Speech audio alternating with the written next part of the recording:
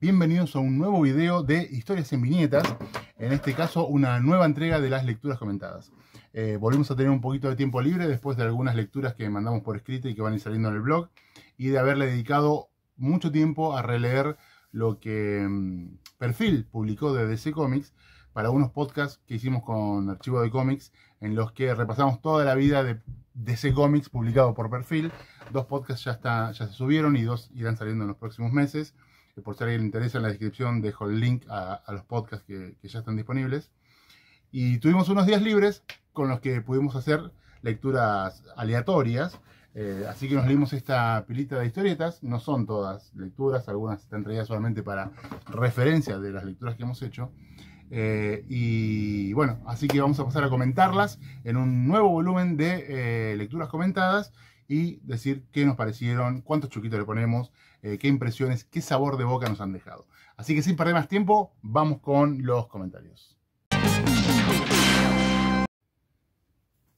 Bueno, arrancamos con este librito de Juan Sáez Valiente, que en realidad es una relectura porque nos quedó de cuando en otro video de lecturas comentadas recomendamos una obra de Juan Sáez Valiente, separamos otras para mostrar, y esta, como casi no me acordaba, me estoy quedando pelado, se llama. Ahora Juanungo, es el seudónimo que eligió. Me la quedé para leer, es una historieta, no es una historieta, es un cuento. Textos apoyados en alguna imagen, no hay narrativa gráfica. No me acordaba de qué trataba y entonces me puse a leerla. Y bueno, me hizo acordar mucho a una obra que se llama Lo que me costó el amor de Laura, de Alejandro Dolina, donde dice que los hombres hacen todo lo que hacen con el único fin de enamorar mujeres. Y acá está Sáenz Valiente atravesando el camino hacia la calvicie y sufriendo por las consecuencias que esto le pueda traer.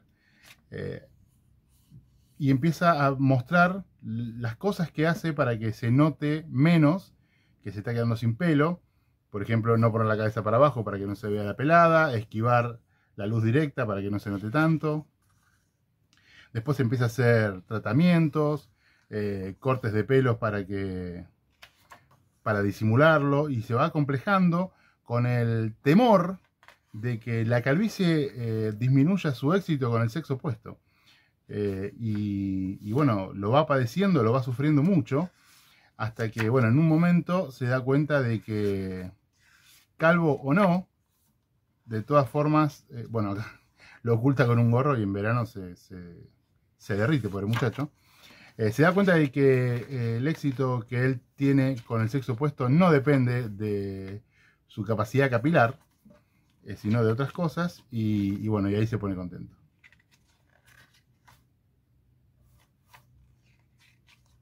Y se despreocupa, y ahí pone una foto de la pelada para terminar. Nada, yo ya dije en aquel otro video que me encanta Juan Sáenz Valiente. Es un tipo muy versátil que puede hacer cualquier cosa. La verdad que cualquier cosa que se propone le sale muy bien. Incluso supongo que yo estoy tan captado, ya tan fascinado por lo que hace Sáenz Valiente, que un día va a hacer algo que sea una porquería y yo igual voy a entender que está buenísimo, porque nada, ya tengo cierta fascinación por él. Ahora vamos a pasar a 2 lecturas de ciencia ficción, una de cal y una de arena. Empezamos por esta, Shadow Empire, El triunfo de Faith. Es una historieta publicada originalmente por Dark Horse en el 94, obra integral de Christopher Moelier, de quien no tenía mucha referencia, salvo alguna que otra portada realizada por aquí y por allá, Marvel, DC, en Star Wars, me acuerdo de haberlo visto alguna vez. Bueno, es una historieta originalmente publicada en 4 números, acá recopilada por Planeta Comic, World Comic. Muy complicada, muy pesada de llevar, porque en un planeta lejano, en un imperio en el que las fuerzas políticas y la religión tienen poderes parecidos, en un planeta distante, decía, hay uno de los eclesiásticos que muere y mandan a este Christopher Priest no, Faith, no sé si se llama Christopher, el apellido es Faith, a tomar su lugar. Entonces el tipo empieza a ver todas las tramoyas que hay, cómo manipulan al tipo más capo de la iglesia en ese lugar, y en 7 u 8 días empieza a desentramar toda una red de negocios turbios, de intereses políticos, de manipulaciones que estaban establecidas y aceptadas por todos los poderes, digamos, tanto los políticos como los eclesiásticos. Y además hay una suerte de gusanos que se meten en los cuerpos, los dominan y también tienen su propia agenda, y la gente ya captada por los gusanos empiezan a adaptar, a apropiarse de gente muy poderosa en las distintas facciones de poder y a insertarle gusanos para que sean parte de, bueno, no sé, mete un montón de facciones. El rey, él siente que está impulsado por el rey mono, o sea, Dragon Ball también. Mete muchas facciones, muchos personajes, en una trama muy compleja, muy enredada en sí misma y con todos cargos que tienen terminología inventada. O sea, no hay nada que te haga una referencia a algo que vos conozcas. O sea, quiero decir, te la complica todavía más con eso. Porque sí, son duques, archiduques, sacerdotes, pero él le pone otros nombres. Y bueno, la complica muchísimo. La verdad que es muy pesada de leer. Son muchos personajes, ya digo, muchas facciones, muchas intrigas, que cuesta armar el rompecabezas a medida que vas leyendo. Y se hace muy, muy pesado. El dibujo es pictórico, él hace todo dibujo y color directo. Está bueno, como todo dibujo de este estilo, por ahí en algunos momentos es algo estático o bastante estático en este caso. Pero está bueno el dibujo, pero la historia es complicada de seguir y en ningún momento te emociona, en ningún momento te atrapa, te invita a sumergirte, nada, es muy, muy pesada de llevar adelante, la verdad. Ya digo, es mucha trama y mucha complicación para desarrollar en solamente 4 números y que encima terminen. O sea, le da un final. Bueno, nada, no me produjo nada positivo. Nada positivo, la verdad, la lectura de esta historieta. En teoría iba a tener continuaciones, creo que llegó a sacar una más con Dark Horse, pero tampoco le fue muy bien que yo tenga entendido. Así que, bueno, nada, no lo recomiendo para nada. Para nada, no me gustó en absoluto. Por suerte, como decíamos, una de cal y una de arena. También de ciencia ficción leímos este Hypernova, que son historias breves, todas de ciencia ficción, todas ilustradas por Juan Zanotto, algunas con guión propio y otras escritas por Emilio Balcarce. Esto fue publicado por Deux Books. Deux estuvo recopilando bastante de la obra de Emilio Balcarce. Tiene una introducción del propio Balcarce. Nada, recordando a Zanotto, con quien también tuvo una amistad, aparte de muchos años de colaborar juntos. Arrancan con historietas breves, todas a color, de 1 o 2 páginas. Son 2 con guión de Balcarce y el resto obra integral las de Balcarce son de 2 páginas nada más. Y las de Balcarce, y el resto, perdón, obra integral de Zanotto. Acá está buena, un hombre que viene a rescatar a una mujer. Y la mujer en realidad era un monstruo atrapado y se lo quiere comer. Y el tipo también era un monstruo disfrazado, no atrapado. Se lo quiere comer y el tipo también es otro monstruo, más grande todavía. Y se libera. Y esta es una tipo del planeta de los simios. Se rebelan los jóvenes de una tribu que no podían acceder a un valle detrás de una montaña, donde había una reliquia. Y cuando acceden es la Estatua de la Libertad, como en un futuro distópico. Bueno, así todo ese tipo de historias. Y después también otro conjunto de historias de la misma dupla, pero realizadas todas en blanco y negro.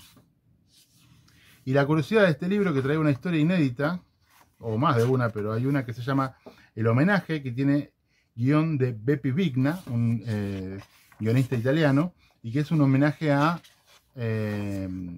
Oesterheld. está acá al final, como si fuera el Eternauta,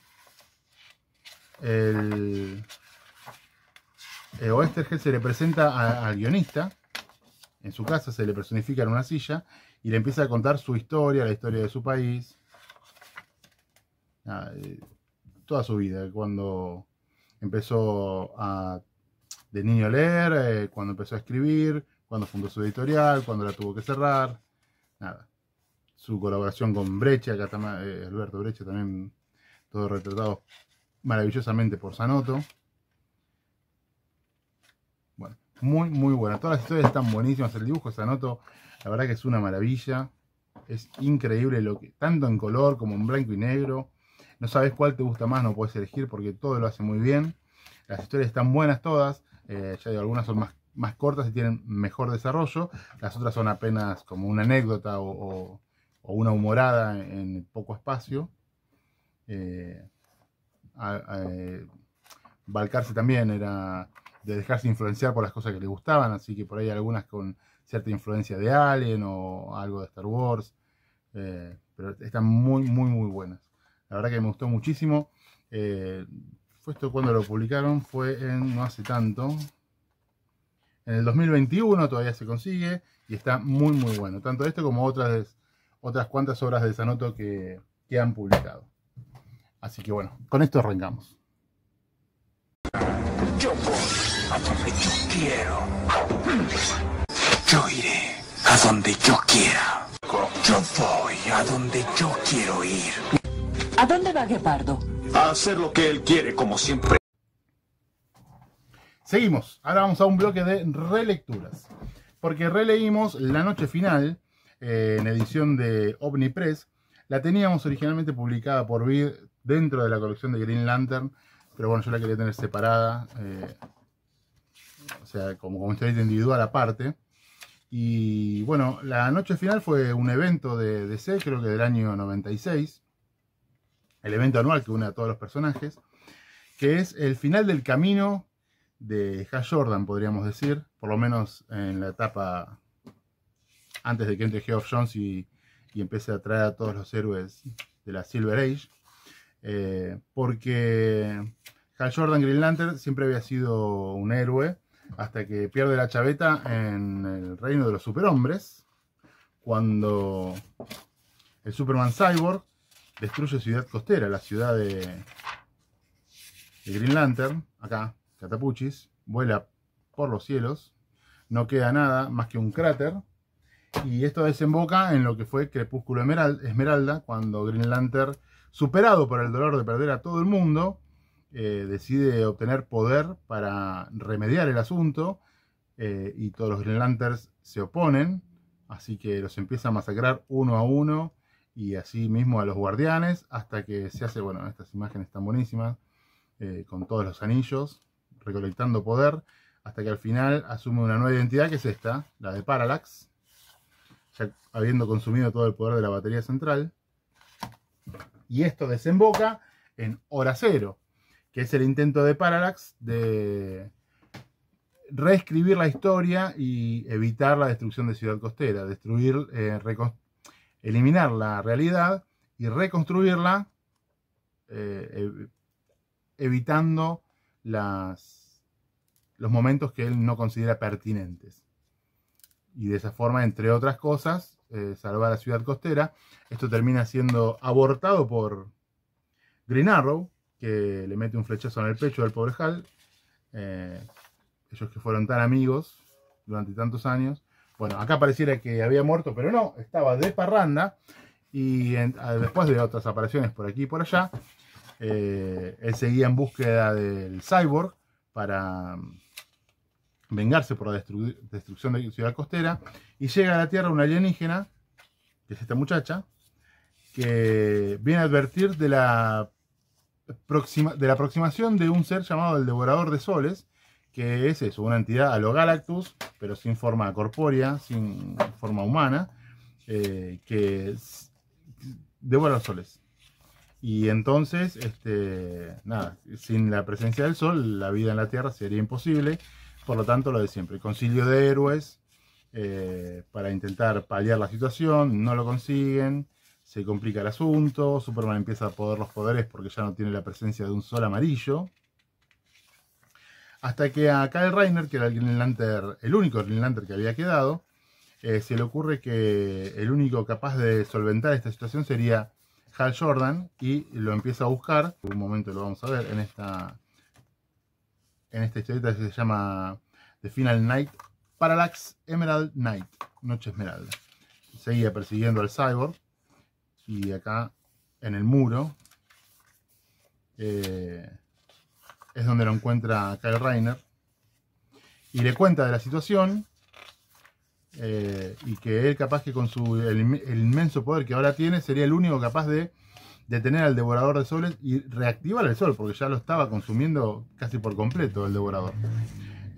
Así que bueno, empieza a pensar qué hacer Hal Jordan, y empieza a visitar a distintos amigos, a distintas personas que amó en su vida, y termina decidiendo que sí, que él está dispuesto a entregar su vida para salvar la Tierra.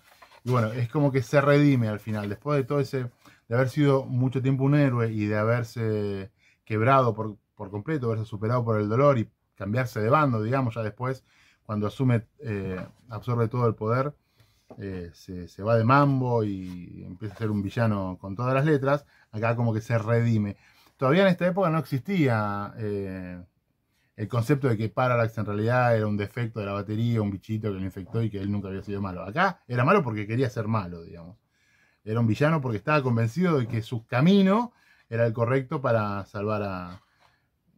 para corregir todos los errores que tuvo la historia. Así que bueno, nada, está bueno más que nada como eso, como el final del camino de Hal Jordan. La obra creo que está escrita por Karl Kesel y Ron Marz, y Karl Kesel es el que dibuja Hora Cero, es el que escribe Hora Cero, y Ron Marz el que dibuja los inserts de Linterna Verde que hay, que complementan la historia. Y Hora Cero está toda dibujada por Stuart Immonen, que me encanta a mí como dibuja. Lo había conocido en Superman, como casi todos, y bueno, nada, es un dibujante que me encanta. Me encanta como dibuja, es muy efectivo, y nada, la historia está muy buena, es entretenida, y ya digo, como broche de la historia de Hal Jordan es perfecto. Bueno, después todo esto se reescribió, pero bueno, ignorando lo que vino después, hasta acá es fabuloso. Bueno, después de esto pasamos a otra que tenía ganas de releer, porque hacía mucho tiempo que no la leía, porque me encanta, la verdad es una de mis obras favoritas, que es el primer volumen de Wolverine de Chris Claremont en guión y Frank Miller en dibujo, que esta miniserie en recopilaciones futuras se conoció como Honor, pero no se llama así, en realidad es Wolverine volumen 1, pero el Honor atraviesa toda la historia y es el nombre del último capítulo, entonces no está tan mal que ese sea el nombre de las recopilaciones. Yo tengo mucho apego, la verdad, a los objetos, principalmente a los libros, apego emocional. Esta es una edición con muchos defectos, hecha por Editorial Vid, creo que la conseguí en el 96. He tenido posibilidades de tener ediciones mejores, de mejor calidad, mejor rotulación, mejor papel tal vez, pero bueno, ya digo, por ese apego emotivo que tengo con las cosas, siempre preferí no hacerlo, y tampoco me gusta tener las cosas repetidas. Así que me quedé siempre con este único libro, que es la historia de Wolverine y su amor con Mariko Yashida. Mariko Yashida es de una familia japonesa, de las más legendarias, de las más antiguas, de una familia que tiene más de 800 años en Japón, y ellos estaban enamorados, pero de repente Mariko deja de responderle las cartas. Él viaja a Japón, se contacta con un amigo, Asano Kimura, que lo pone al corriente de lo que ha pasado. El padre de Mariko, que había desaparecido, volvió, la obligó, le había cedido la mano de Mariko para cumplir con algunas deudas, y por honor, el honor de la familia, Mariko se vio obligada a casarse. Entonces Wolverine la va a buscar para aclarar los tantos, y la encuentra golpeada por el marido, y se pone de la nuca, lo quiere reventar a palos, pero ahí aparece el padre, lo desafía a un duelo y lo revienta a palos. Entonces le dice que es un gaijin sin honor, lo expulsa a la calle, y en la calle lo encuentra Yukio, que él no lo sabe, piensa que le salvó la vida nada más, pero en realidad es una asesina que trabaja para el padre de Mariko. Y lo empieza a manipular a Wolverine, si bien los dos terminan como medio enamorados también. Ella tiene obligaciones para con su amo, digamos, con el padre de Mariko, y él no puede olvidarse de Mariko. Así que es un amor el que tienen ahí medio complicado. Pero bueno, ella lo empieza a manipular a Wolverine. Su misión es manipular a Wolverine para que ataque a los clanes que compiten con el Yashida y después matarlo. Efectivamente logran allanarle el camino al padre de Mariko. Y el tipo se hace con el poder de todo el AMPA en Japón. Y de ahí pretende elevar al poder político, a hacerse dueño de todo Japón. Esto le viene a decir su amigo, que necesitaba su ayuda, pero él le da la espalda. Y después se entera de la traición de Yukio, de que en realidad Yukio lo habían mandado para matarlo. Entonces, y Yukio encima mata a su amigo. Así que, bueno, nada, se pone de la nuca Wolverine, hace a un lado a Yukio y va a arreglar los asuntos con el padre de Mariko. Mariko ya totalmente desilusionada por el proceder de su padre, porque se da cuenta de que no es un proceder honorable. Lo que hace es decidir matarlo. Pero bueno, justo aparece Wolverine, lo desafía a duelo y se agarran a trompadas. Y bueno, Wolverine vence. Spoiler alert, tiene más de 30 años de publicación. La cosa es que en esa batalla Yukio le salva la vida a Mariko. Así que Wolverine la perdona, digamos, la deja irse en libertad. Porque pone en la balanza que mató a su amigo, pero salvó a su mujer. Entonces dice, bueno, te puedes ir. Y bueno, nada. Una vez asesinado el padre de Mariko, las imposibilidades para su amor ya no existen. Y la historieta termina con que a los X-Men les llega la invitación para la boda de Mariko y Logan. Es una historia muy muy buena. Cuentan los autores que después de una Comic Con hicieron un viaje muy largo en auto juntos. Y ahí fueron diseñando la historia, que hasta ese momento Wolverine no tenía mucho desarrollo como personaje, digamos. Era un matón con garras y factor curativo, no mucho más. Y a Miller no le interesaba mucho dibujar a un tipo así. Y Claremont le decía que tampoco era su intención mantener así a Logan. Lo que quería era profundizar el personaje. Y yo creo que toda esta parte del honor y de Japón debe haber sido propuesta por Miller, que tiene una fascinación con esto. Y bueno, juntos fueron en ese viaje desarrollando las pautas de lo que iba a ser la historia. Y después lo desarrolló Claremont con una maestría absoluta. Y Miller también, porque hay detalles. Por ejemplo, acá él la va a buscar, no la ve en detalle. Y cuando se pone a la luz, se pone de la nuca, ¿no? Entonces hace estas 4 viñetas donde se ve la furia de Wolverine. Acá todo estridente, en naranja, como que tiene ganas de matar al marido.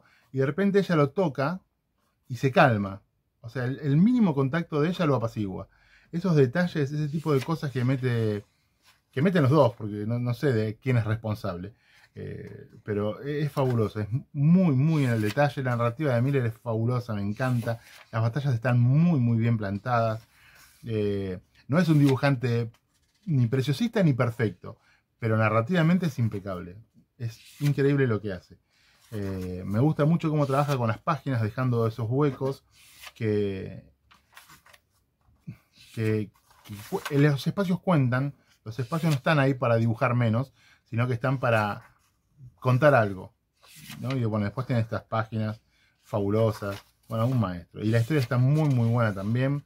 Ya digo, hay muchas manos metidas en la creación de Wolverine, diseñado por John Romita, metido en los X-Men por Len Wein. Después está Dale Cockrum, John Byrne. Todos fueron aportando algo.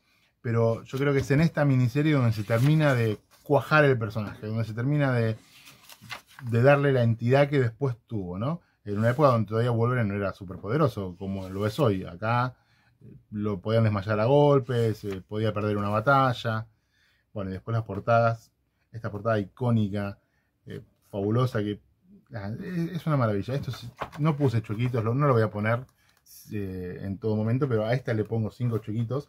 Y me llevó a leer después ¿Qué pasó después, no? Esto es del 82, invita a los X-Men y me releí en unos números muy viejos y muy hecho pelotas, conseguidos por saldo, un par de números de la boda misma, ¿no? Wolverine los invita, ellos van a la boda. Empecé un poquito antes. Acá está, bueno, Chris Claremont en guión. Chris Claremont escribió, no sé, 17 años a los X-Men. Dibujos de Paul Smith, unos dibujos también fabulosos. La calidad de Paul Smith es increíble. A todos los personajes les da una identidad propia, movimientos propios, una fisonomía propia. Es increíble. La variedad que tiene, lo bien que trabaja Paul Smith, me encanta. Es fabuloso. Bueno, y los frentes que habría... Claro, ¿no? Porque acá están los Morlocks, había aparecido Madeline Pryor, que se había conocido y había flasheado con Scott. Acá le cuenta a Scott que le llama la atención el parecido que tiene con Jean. Rogue también, que se escapa de la Brotherhood of Evil Mutants. Este duelo con Calisto para salvar a los X-Men es fabuloso. La metamorfosis de Tormenta, que estaba dejando de ser quien era y se estaba volviendo más violenta, más salvaje. Como su poder mutante está relacionado con su estabilidad emocional. Si ella no está en el eje, digamos, no puede controlar bien sus poderes y eso se va viendo acá. Y bueno, nada, después la invitación de Wolverine, todos los X-Men viajando a Japón, en un número que tengo completamente destruido, etiquetado por alguna casa de canje. Bueno, nada, y ahí sigue las complicaciones con el matrimonio, porque aparece el Silver Samurai, que es un medio hermano de Mariko, que viene a reclamar la herencia, digamos, y bueno, y se complica todo el asunto. Ahí Tormenta, bueno, complicado. Después el asunto lo resuelve. Rogue se había escapado, ya dije, de la Brotherhood of Evil Mutant, a regañadientes la aceptaron en los X-Men. Este número, hay acá un segundo número, te publican un número y medio en Forum. Deja de dibujar Paul Smith y te dibuja Walter Simonson. Y después vuelve Paul Smith. O sea, un nivel gráfico increíble. Nada, la cosa es que Wolverine y Rogue resuelven el asunto. Pero también se mete en el medio Mente Maestra, que domina a Mariko, perdón, que termina rechazando a Logan. El casamiento finalmente no se termina dando. Bueno, esto siguen otros muchos números. Toda esta etapa que después también se recopiló como de las cenizas, me parece. ¿Sí? Todos estos números. No lo de Wolverine, sí lo de los X-Men. Es maravilloso. Todo es fabuloso. Todos 5 chuequitos. Recontra recomendadísimo. Y bueno, enseguida seguimos con otra cosa. In this savage land, one man stands alone, Jack Tenrek, defending humanity in a world gone mad, a world where only the strong survive, a world of Cadillacs and dinosaurs.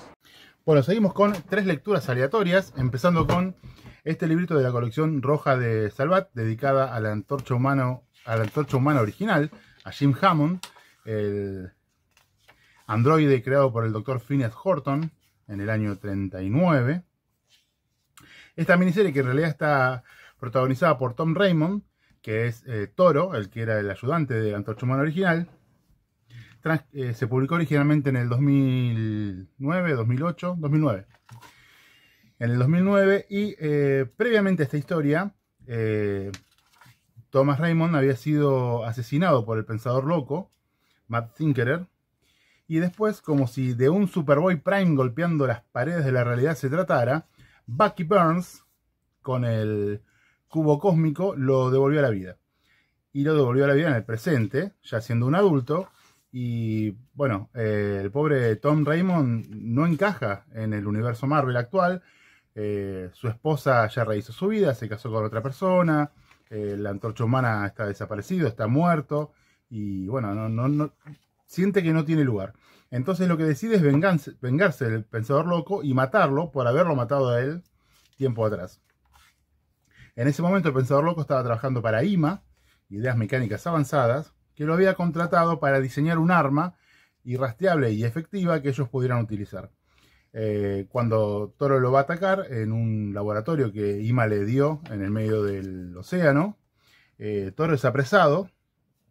Y eso le da la idea al Pensador Loco de desenterrar el cuerpo de la antorcha y volverlo a recomponer y brindárselo a Ima como arma, ¿no? Entonces, con las células Horton, que son las que había diseñado el Dr. Phineas Horton para darle vida a la antorcha humana original, genera una suerte de suero o de gas con el que puede controlar la mente de las personas, así sean seres vivos o androides, como el caso de la antorcha humana, y con eso controla la antorcha y se lo da como arma a Ima, que lo empieza a utilizar a la antorcha humana para atacar distintos objetivos. Pero a su vez, produce en masa esas células en una suerte de líquido para gobernar el mundo. Un plan así despótico del querido pensador loco. Y todo se desmadra cuando la antorcha recupera su conciencia y se une a Toro y atacan el laboratorio. Y cuando lo destruyen, todos esos tubos que tenía el pensador loco llenos de este gas se hunden en el fondo del mar. Y justo pasaba por allí Namor y una comitiva y quedan todos dominados por estas células Horton. Y a su vez lo van esparciendo por todo el mundo en una suerte de eructo. Que van propagando de aquí para allá. Y esto se va haciendo cada vez peor. Y bueno, nada, se involucran otros superhéroes y empiezan a ver cómo resuelven la situación. La miniserie se extiende a lo largo de 8 capítulos que Salvat ha recopilado todos en este tomito, así que en ese sentido está muy bueno. La historia tiene plot de Alex Ross y Mike Carey.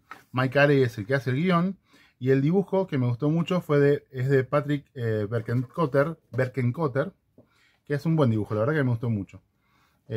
Bueno, después nada, hay otra trama en la que quiere saber qué fue de su madre, que aparentemente había sido una espía, el Tom Raymond, y la antorcha por supuesto la acompaña. No podía faltar el enfrentamiento a Antorcha Humana y Namor, que es algo que de la Edad Dorada se viene dando. Hay otro capítulo en el que se juntan las 3 antorchas humanas, digamos. Jim Hammond, Toro y Johnny Storm. Así que nada, la miniserie es muy entretenida, está muy buena. Bien dibujada, bien escrita, la verdad que la disfruté mucho. No es una obra maestra ni algo que le va a cambiar la vida a nadie. Tiene en algún momento una suerte de bizarro, una versión negativa de sí mismo con la que enfrentarse, la antorcha humana. Así que nada, es muy buena. Y cada uno de los capítulos tiene portadas de Alex Ross. Hemos pasado algunas. Esta es la primera. Están todas muy buenas también. Así que bueno, nada. Me gustó bastante, 3 chuequitos. De ahí pasé a una historieta publicada por 5, cuyo catálogo no termino nunca de leer, que es este one shot de Lobo y Deadman, que le pusieron El Osado y el Calvo, The Brave and the Bold, jugando en inglés con la similitud entre la palabra valiente y pelado, ¿no? Bold. Está escrita por Alan Grant y los dibujos son de Martin Emmons, que es un tipo que ya había visto trabajando en Lobo, en Lobocop y en La Silla. Son 2 one shots que él dibuja, que me gustó mucho, es muy creativo, una suerte de dibujo caricaturesco. Me gusta mucho cómo ensambla las onomatopeyas con el dibujo, cómo contextualiza todo lo que pone en página para que quede armonioso y divertido, ¿no? En esta historieta, el Lobo acepta un contrato para matar a Deadman, para secuestrarlo en realidad, por lo que le dan armas cazafantasmas. Y nada, justo Deadman había estado en una sesión con un psicólogo, porque también estaba un poco deprimido, y le recomienda que se tome unas vacaciones, así que lo encuentra Lobo a Deadman en la playa, y bueno, se arma una trifulca allí, porque Deadman solamente puede ser percibido cuando se apodera de otros cuerpos, y finalmente termina apoderándose de Lobo, y no alcanza a saber, con la posesión de Lobo, quién fue el que lo mandó a matar, así que decide ir al encuentro que tenía pactado para la entrega, y es en Apocalypse. Es un secuaz de Darkseid que lo había mandado a matar, con el objetivo de, a través del fantasma, llegar al cielo y desde el cielo encontrar lo que Darkseid le hace falta para dar con la ecuación antivida. Entonces ahí matan también a Lobo y los espíritus de Lobo y Deadman se unen para acabar con los planes del villano este de Apocalypse. Y bueno, se da un desmadre terrible. Una historieta muy divertida, como todo lo que hizo Grant con Lobo. Y ya digo, me encanta el dibujo de Martin Emond. Muy, muy, muy divertido, muy creativo para, ya digo, para poner todo en página, ¿no? Tanto el dibujo como las onomatopeyas, como los fondos, todo está siendo funcional. Es muy, muy bueno, muy divertido. No vi tanto dibujado por él, pero lo poco que he leído, la verdad que me gustó muchísimo. Así que nada, también recomendada. Otros 3 chiquitos. Bueno, y lo tercero y último de este bloque es este especial de Cadillacs y Dinosaurios, publicado por Kitchen Sink a pedido de Taiko, la empresa de juguetes, y CBS, la cadena de televisión, en 1993 para acompañar el estreno de la serie animada. Esta originalmente no se llamaba así, se llamaba Xenozoic Tales, y fue publicada por Kitchen Sink a partir de 1986. Es una obra de Mark Schultz que yo conocí a partir del 92, con un arcade, con un videojuego que sacó Capcom, en el que he gastado cientos y cientos de fichas, porque me encantaba ese videojuego con el futuro post-apocalíptico, los autos Cadillacs y sobre todo los dinosaurios, porque allí donde haya dinosaurios se suman puntos a favor. Un poquito más tarde conocí la historieta gracias a este volumen que había sacado 5 también, ediciones 5. Y bueno, me encantó. El dibujo es fabuloso y las historias están muy, muy buenas. Y bueno, como decíamos, en el 93 se estrena una serie animada que la sacaba la cadena CBS. Y además, Taiko, para acompañar la serie animada, saca su línea de juguetes con los protagonistas, los dinosaurios, los autos, Cadillacs y todo eso. Entonces, para acompañar este estreno, Taiko es la que pide que se saque este especial con portada doble, un dibujo de Mark Schultz, que trae 2 capítulos caprichosos, aleatorios, de la serie, ¿no? El primero es este, el último eslabón de la cadena, en la que el protagonista, Jack Tenrek, el mecánico, estaba lejos de su base, defendiendo dinosaurios de cazadores furtivos, y cuando emprende el regreso, se da cuenta que el auto le falla, las armas le fallan, todo le empieza a fallar, y sospecha de un sabotaje. Así que sin nada que lo defienda, tiene que atravesar todo el terreno salvaje y peligroso hasta llegar a la base, para averiguar quién fue el que lo saboteó. Esa es la primera historia. Y la segunda es una historia que está protagonizada por su compañera Hannah Dundee, ya la vamos a encontrar por acá, El Oportunista, que es una historia en la que los pescadores de la comunidad en la que ellos vivían constantemente eran atacados por un mosasaurio, un dinosaurio del mar, y no tenían forma, no descubrieron una forma efectiva de prevenir estos ataques. Y Hannah se da cuenta, observando los pterodáctilos, que ellos se daban cuenta con mucho tiempo de anticipación de los ataques del mosasaurio. Estos animales prehistóricos eran piscívoros, o sea, comían peces y pescaban, y despejaban la zona marina cuando se acercaba el mosasaurio. Así que lo que ella hace es que consigue trasladar un nido de pterodáctilos al edificio cercano al que ellos pescaban. Entonces los animales pescaban en la misma zona que la flota de barcos de ellos, y cuando los pterodáctilos se alejaban, daban la alarma para que también se aleje la flota, y así evitaban el ataque del mosasaurio. Ya digo, muy bien dibujado. El dibujo de Mark Schultz es impresionante, es precioso, es perfecto. Es también un hombre que trabajaba muy muy lento, tal vez incluso no muy afecto al trabajo, y aparentemente esta historia, la original que se publicó en Kitchen Sink por 14 entregas, quedó inconclusa. Después se fue recopilando en muchas oportunidades. Bueno, y acá es esta situación especial, como dice acá, para acompañar el estreno de la serie animada que iba los sábados a la mañana en CBS, y el lanzamiento, todo publicitan, porque esto acompaña el estreno de la serie animada. Acá está la publicidad de la serie animada también, la publicidad de los juguetes. Taiko además mete publicidades de otros juguetes. Y por otra parte, Top Comics publicita una nueva serie de Cadillacs y dinosaurios, también aprovechando el estreno de la serie animada, realizada por Roy Thomas y Rick Buckler, en la que Mark Schultz no tenía nada que ver, aunque dicen que estaba completamente autorizada por el creador de la serie. Y por otra parte, el dibujo de portada que mostrábamos anteriormente es un dibujo que está incompleto, acá continúa, y el dibujo completo lo vendían en forma de pósters, acá se ve el final, donde se ve un mamut y el resto del mar, también lo vendían aparte. Así que, bueno, nada, una publicación que trae 2 números de esta maravillosa serie y que es después un rejunte de publicidades de diferentes cosas que iban a estrenarse en ese momento alrededor de esta serie. Así que bueno, nada, Cadillacs y dinosaurios, Xenozoid Tales, es una maravilla de 5 chuequitos y que recomendamos muchísimo. Enseguida seguimos con otra cosa más.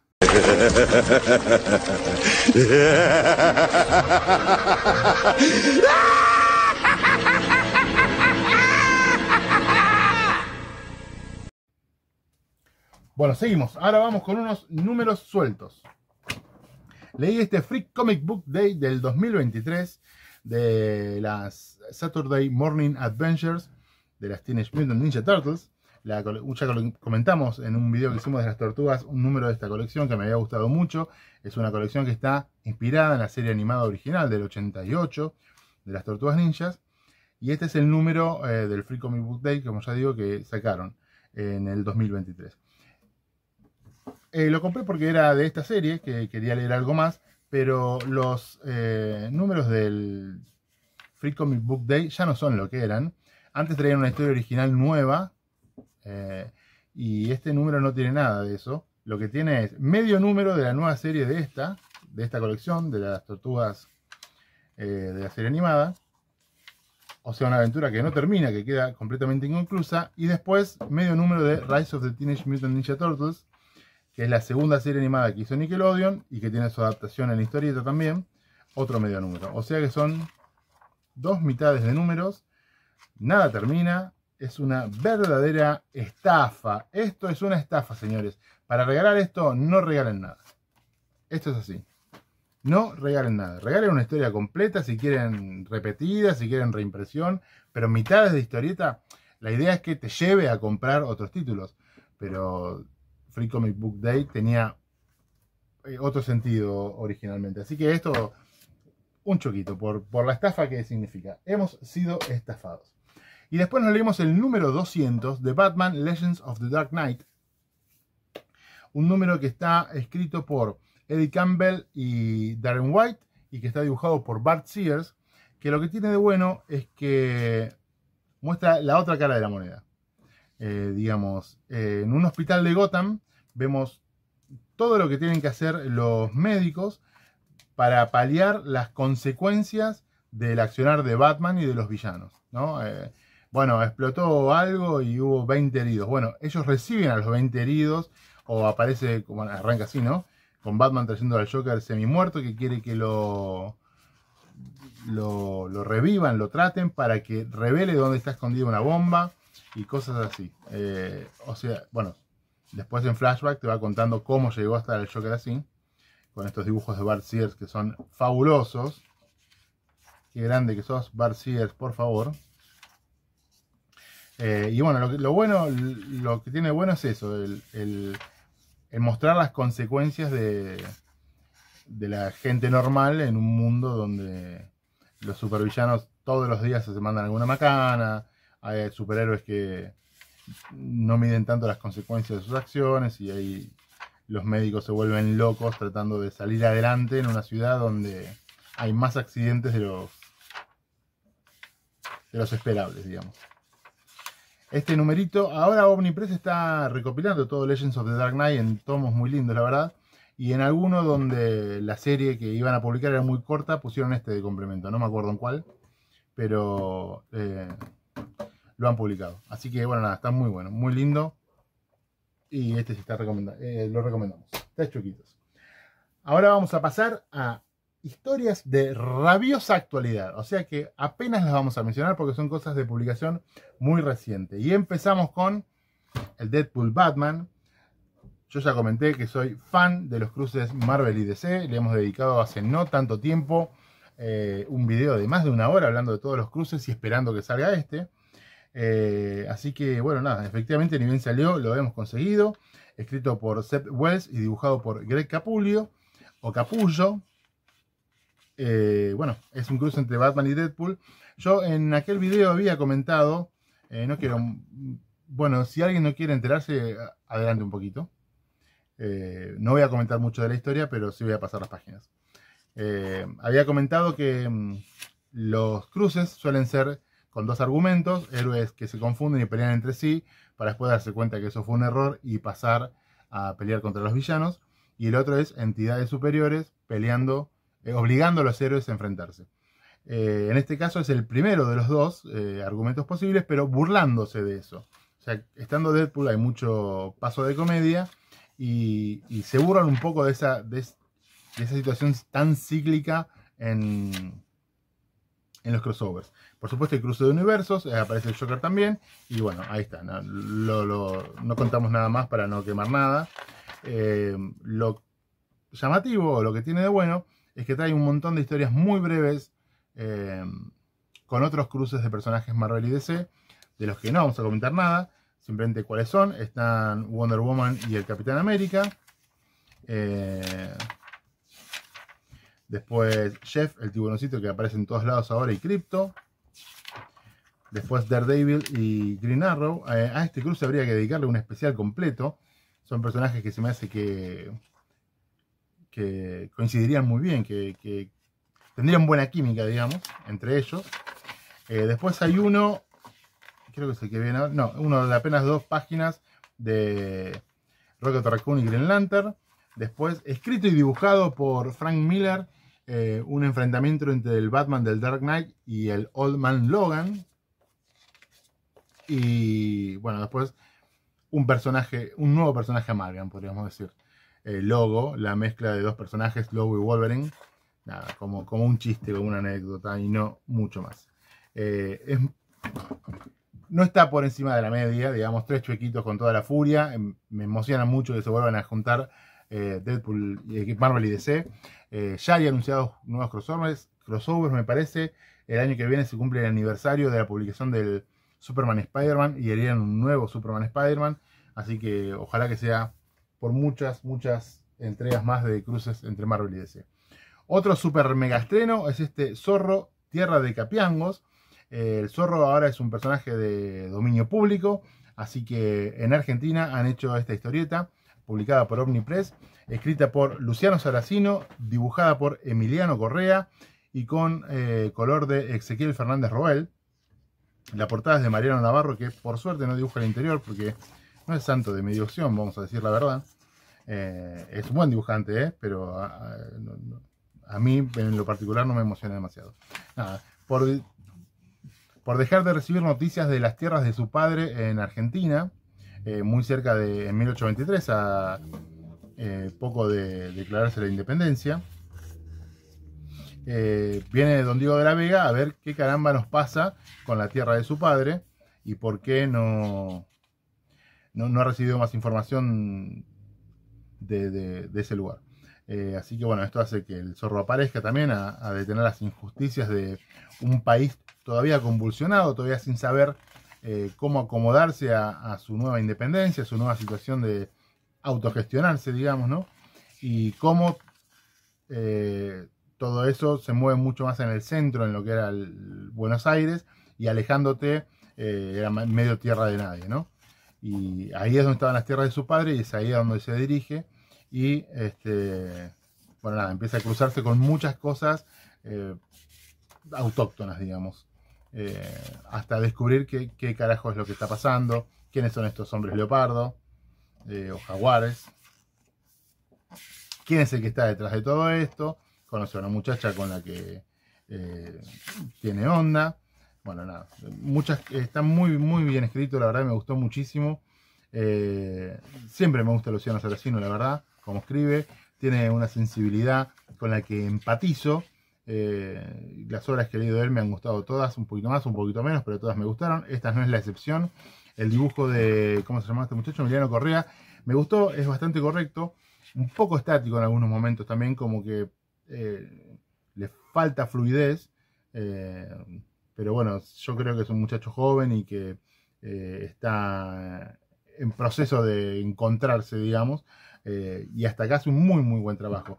Yo creo que puede mejorar mucho más, pero es un muy buen trabajo. La verdad que me gustó mucho, y ojalá que haya mucho más Zorro, porque el Zorro es un personaje que me encanta. Y acá en Argentina, bueno, algunas escenas como el Zorro tomando mate y diciendo esto es amargo como el ojete del diablo. Pero bueno, ¿no? Cosas muy divertidas así. Bueno, nada, me gustó. Está muy, muy, muy bueno.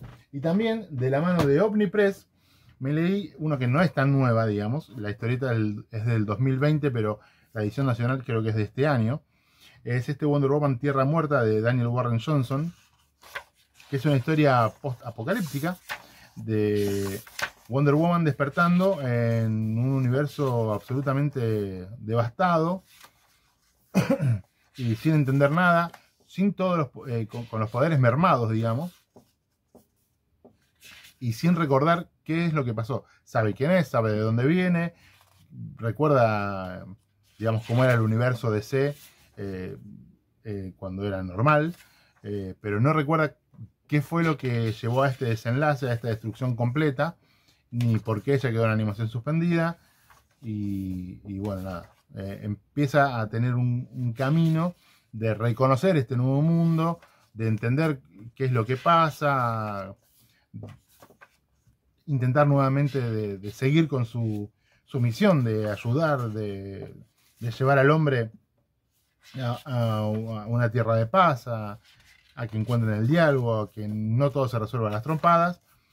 Y bueno, de a poco además va a ir reconstruyendo el mapa de qué fue lo que pasó, y en eso se va a dar cuenta que ella estuvo muy, muy involucrada, de que su relación con las Amazonas también se va a ver afectada, y bueno, a ver cómo resuelve todo esto Wonder Woman.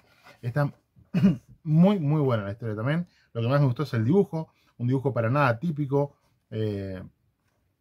bastante feo, no feo el dibujo, sino que afeado, no sé cómo explicarlo. Tiene la intención de desagradar en algunos momentos, y lo consigue, pero es un buen dibujo. Espero que se entienda lo que estoy queriendo decir.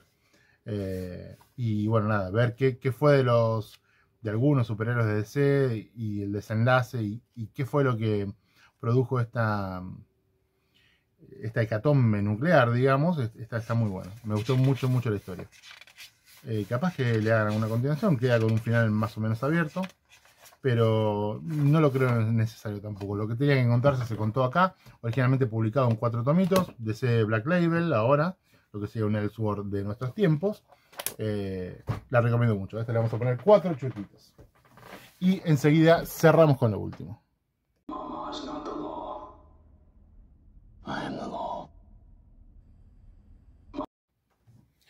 Bueno, vamos con las últimas dos. Esta también fue una relectura porque la habíamos leído hace poco dentro de la colección Marvel vs. que editaron Clarín y Omnipress, que es una historieta en la que Capitán América y Ghost Rider enfrentan con el Scarecrow de Marvel, no el de DC. Este se llama Ebenezer Howard, me parece, una cosa así, que está escrita por Howard Makey y dibujada por Lee Wicks. Tiene una notable portada triple. Fear se llama la historieta, Miedo. Bueno, y en esta una persona que no sabe quién es financia que hagan ciertas operaciones sobre el Scarecrow que le dan super fuerza y además hace que expida una feromona que cause terror a quien se le acerque a menos de 7 metros. Y la policía además, hay un teniente que se llama Dolan, como el de Spirit, que está empecinado en atrapar a Ghost Rider porque considera que es un villano. Y Ghost Rider empieza acá a tener problemas de decir por qué no me aceptan, por qué me pelean, si yo los ayudo y qué sé yo, y etcétera. Bueno, la cosa es que el espantapájaros se escapa, mata a los doctores que lo intervinieron, digamos, que le dieron poderes, y loquito como está, empieza a matar gente sin ton ni son, buscando al Capitán América con quien tiene una fijación, digamos, y a quien quiere matar, sea como sea.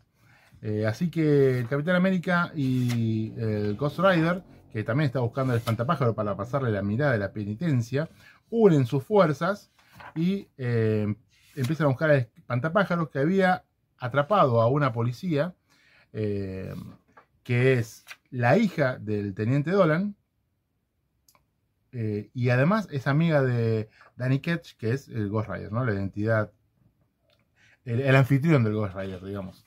Y bueno, nada, es eso, la búsqueda y la lucha de encontrar y detener al espantapájaros, del Ghost Rider porque la policía deje de reventarlo a tiros porque él solamente busca ayudar, y todo eso. Y de liberar a la chica, ¿no?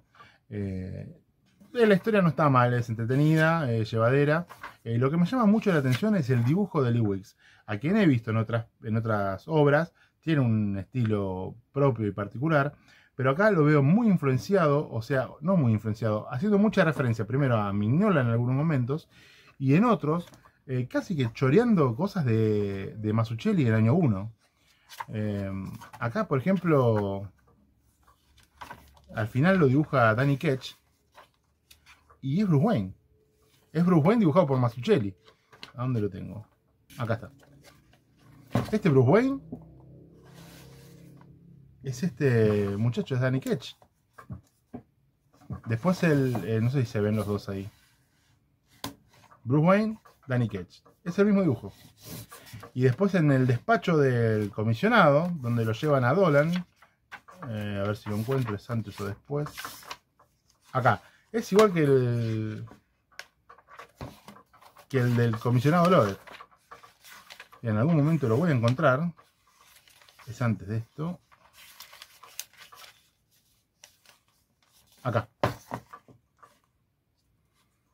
Está todo muy referenciado. Bueno, así miles de cosas, ¿no? Todo el tiempo está haciendo referencia o copiando o tomando mucho de Mazzucchelli, un poco menos también de Mignola. No sé por qué, porque la historia no remite para nada. O sea, no es que es un homenaje o que, no sé, lo están referenciando porque las historias tienen algún punto en común. No, nada que ver. Simplemente es choreo gráfico gratuito. Nada, como una curiosidad. Y lo último, para cerrar, leí este hermoso tomito editado por Kraken llamado Dread Urban Warfare, que tiene historietas inspiradas en la película Dread del año 2012, basada en la película aclamada por la crítica. Estas son historias que muy linda edición, la verdad, muy prolijita. Historias que se publicaron en la Judge Dredd Magazine, que tiene guiones de Matt Smith o Arthur Wyatt y dibujos de Henry Flint o Paul Davidson. La primera es una precuela, la número 1, Mamá, que cuenta el origen de la villana de la película, cómo pasa de ser una prostituta al servicio de un cafillo a una distribuidora de drogas de las más poderosas de todo Megacity. La segunda, Punto Débil, dibujada también por Henry Flint, es una historia que cuenta el tráfico de mutantes de la Tierra Maldita a Megacity 1, digamos, de forma ilegal. Y qué hacían esas, o sea, las matufias que le ofrecían a cambio de plata, llevarlos a Megacity 1 a escondidas a esos mutantes que no querían vivir más en la Tierra Maldita, cómo los manipulaban una vez que estaban y para qué los usaban y por qué aparecían mutantes muertos por todo Megacity. Ahí los jueces se empiezan a meter. Es post la película, pues ya Anderson está más establecida, digamos, no era tan novata como en la película.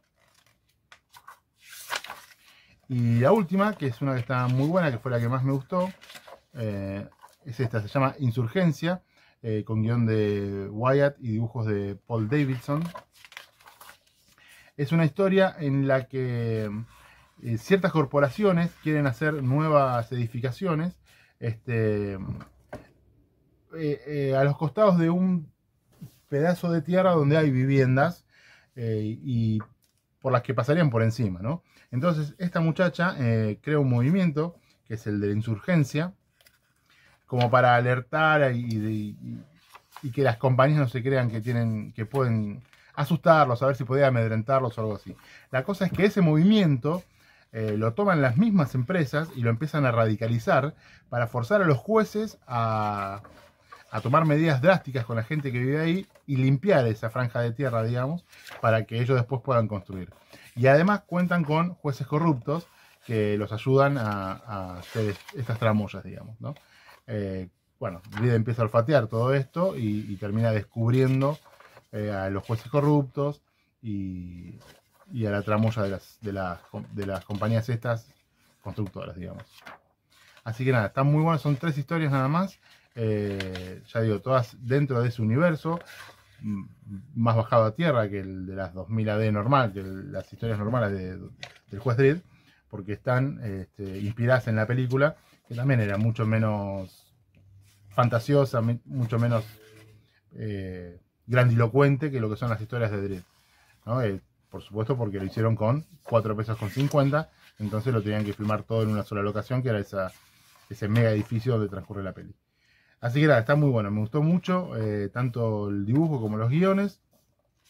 No se acerca a las mejores historias de Dredd, del Dredd normal, digamos, del universo normal. No es tan buena como son esas buenas historias de Dredd, pero nada, es muy entretenido, zafa y alarga la experiencia de esa película que a mí en su momento me gustó mucho.